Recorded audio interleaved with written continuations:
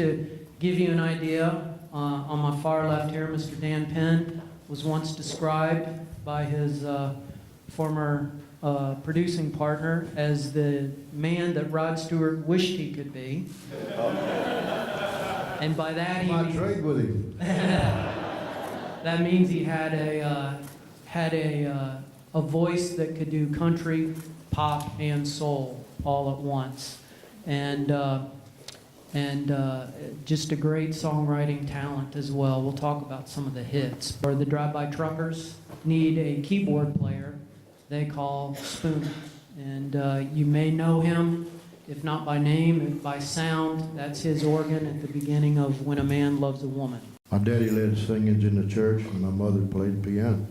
So I had early, and I was a little screaming boy on the front row, screaming just as loud as I could. I didn't know the words, so I'm trying to stay with them, So I got an early start, and I started listening to WLAC radio very young. I was just barely a teenager, maybe a little before. I would hear the rhythm and blues being played on WLAC, Hoffman Allen and John R. and Herman Gazard and all these guys, the jocks on that station.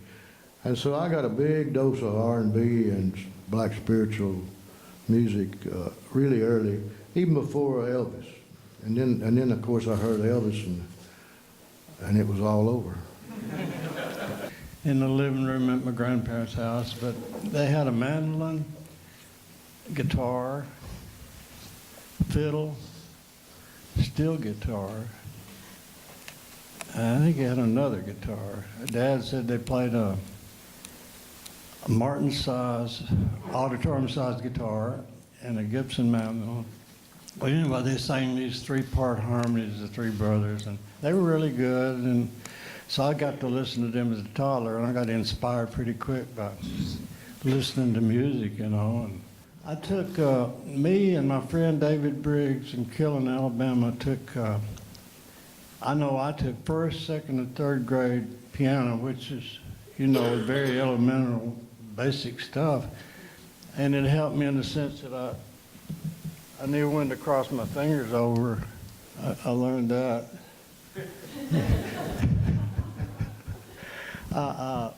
First, second, third, we paid $10 for 1 hour lesson a week.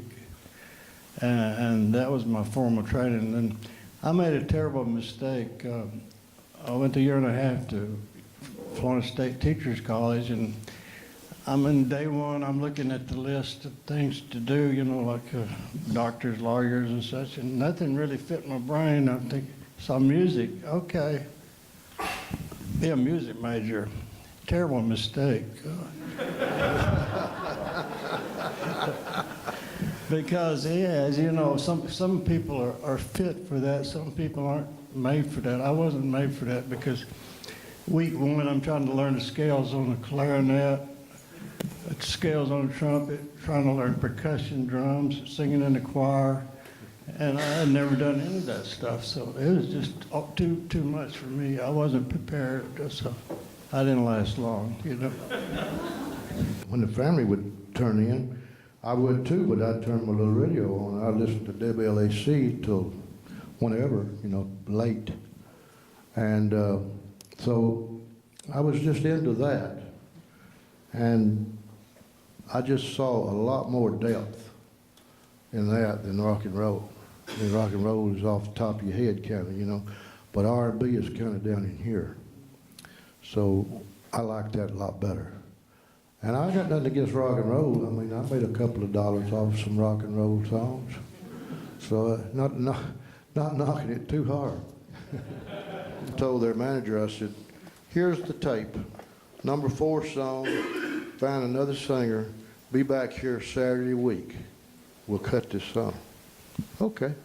So when they walked in, he brought in a 16-year-old Alex Chilton, whom I'd never seen.